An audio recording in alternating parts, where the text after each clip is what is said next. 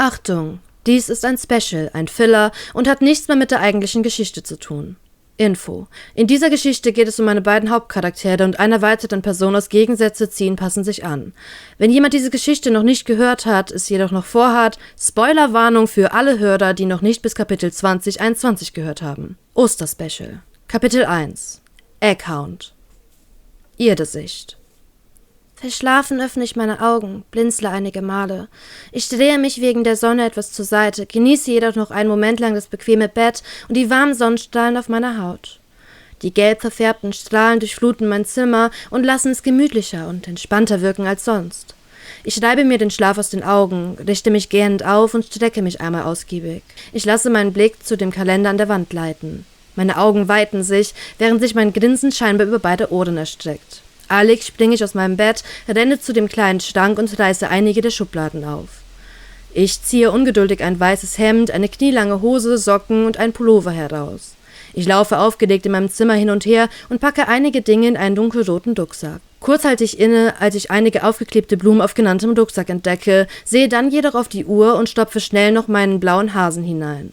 Vorschnell stampfe ich die Treppen runter und springe über die letzten 4 Stufen, sodass ich unsicher auf meinen Füßen aufkomme und erst noch einige Meter vor mich hin stolpere, bevor ich durch meinen Vater gebremst werde, gegen dessen Beine ich renne. Dieser sieht mich abschätzig von oben aus an, während ich mir überrascht meine Nase halte. »Du brichst dir irgendwann alle Knochen«, mahnt er mich zum wiederholten Male mit belehrender Stimme und verschränkt die Arme vor der Brust. Genervt stöhne ich, verdrehe die Augen und weiche seinen Blicken aus. »Wo ist Mama?« frage ich, statt die gleiche Diskussion wie jeden Tag erneut mit ihm durchzukauen. Mein Vater starrt still zur Seite. Ich folge seinem Blick durch den Torbogen und starre ins Wohnzimmer. In diesem sitzt mein Onkel und meine Mutter und unterhalten sich lachend miteinander. Mein Vater öffnet den Kühlschrank neben uns und bricht mit 2 Fingern ein Stück Schokolade von einer Tafel ab. Ohne Worte hält er es mir hin, weswegen ich ihn, wie so oft, nur anstarren kann. Mit einer leichten Röte auf den Wangen schnappe ich mir grob die Schokolade, wende mich beleidigt ab und gehe mit erhobener Nase zu meiner Mutter. »Wo ist Eiko?« frage ich enttäuscht und suche gleichzeitig den Daumen mit den Augen nach ihr ab. »Sie ist schon draußen«, antwortet mir mein Onkel, wie immer mit freundlicher, tiefer Stimme. Fassungslos klappt mein Mund auf, bevor ich gereizt in den Garten sprinte. Zeitgleich stopfe ich mir das Stückchen Schokolade in den Mund. Im Hintergrund höre ich meine Mutter lachen. Ihr Lachen ist warm, ehrlich und ansteckend, doch diesmal lache ich nicht, sondern öffne eilig die Glastür, die in den Garten führt. Ich stehe auf unserer Veranda aus Holz und trete leise näher an Eiko heran, welche, mit dem Zeigefinger in dem Mund, fasziniert vor einem bunten Ei hockt und es nicht aus den Augen lässt. »Oi«, stoße ich resigniert aus und ziehe eine Augenbraue in die Höhe. Ertappt dreht sich meine Cousine ruckartig zu mir um. »Konntest wohl nicht mehr auf mich warten«, sage ich mit fester Stimme und wende mich gespielt verärgert von ihr ab. Erschrocken hieft sie sich auf ihre kurzen Beine und kommt auf mich zu. »Sorry«, jammert Eiko weinerlich und umfasst den Stoff meines Pullis. Aus dem Augenwinkel mustere ich ihre nassen Augen und seufzte auf. Grinsend hebe ich sie unter den Arm hoch und setze sie auf meine Schultern, den Rucksack unter ihr ebenfalls noch befestigt. Nach einem erstockenden Aufschrei beginnt sie freudig mit den Armen zu paddeln und sie vor sich zu strecken. Ich höre sie undeutlich vor sich hin brabbeln, weswegen ich erneut ihre Aufmerksamkeit auf mich lenke. »Eiko-chan«, rufe ich im Befehlston und bleibe steif stehen. Erschrocken zuckt sie erst zusammen, bevor sie ihre flache Hand an ihre Stirn führt. »Ei«, quietscht sie ernst und versteift sich ebenfalls auf meinen Schultern. »Rucksack«, rufe ich, weiterhin im Befehlston. Sofort lehnt sie sich etwas zurück und öffnet den Rucksack hinter ihr, während ich ihre Beine fester halte.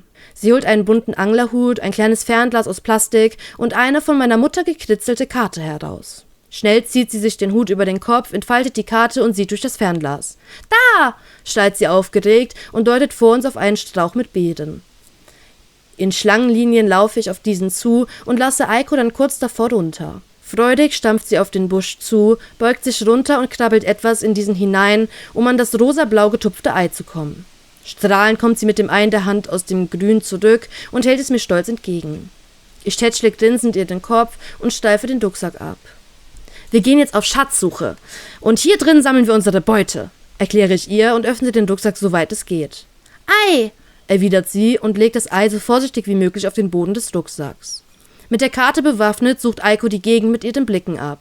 »Da, auf den Baum«, ruft sie aufgeregt und deutet auf den blühenden Kirschbaum, an dem ich mir bereits so manche Kratzer geholt habe.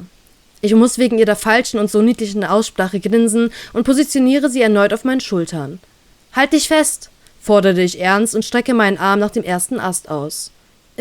Ja, antwortet sie unsicher und klammert sich zum ersten Mal um meinen Kopf. Vertraut sie sonst darauf, dass ich sie stets festhalte. Bereit? Frage ich sicherheitshalber, während ich meinen Fuß auf den niedrigsten Ast stelle. Erneut bejaht sie meine Frage, weswegen ich vorsichtig mit einem Fuß nach dem anderen den Baum erklimme.